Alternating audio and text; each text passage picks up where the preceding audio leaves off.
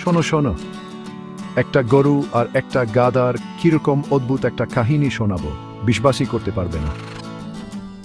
চলো শুরু করি। অনেক অনেক দিন আগে একটা সবুজ মাঠে থাকতো একটা ভীষণ ভালো আর শান্ত স্বভাবের গরু আর একটা জেডি আর অস্থির গাধা। ওরা দুজন বন্ধু ছিল, কিন্তু গাধাটা সবসময় ভাবতো সে অনেক বুদ্ধিমান।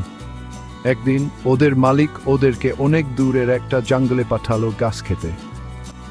গরুটা আস্তে আস্তে আর সাবধানে হাঁটছিল, কিন্তু গাধাটা বলল, ব্রেক থামি, কত আস্তে হাঁটো, আমার পিছে পিছে এসো, আমি একটা ছোট রাস্তা জানি।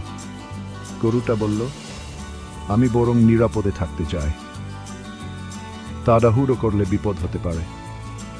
গরুর কথায় কান না দিয়ে গাধাটা একটা পাথুরের ছোট রাস্তা দিয়ে দপ্তরে চলে গেল, কিন্তু কিছুক্ষণ পরে সে পা পিছলে একটা গর্তে পড়ে গেল। ওদিকে গরুটা তার নিজের মতো করে আস্তে আস্তে চলছিল।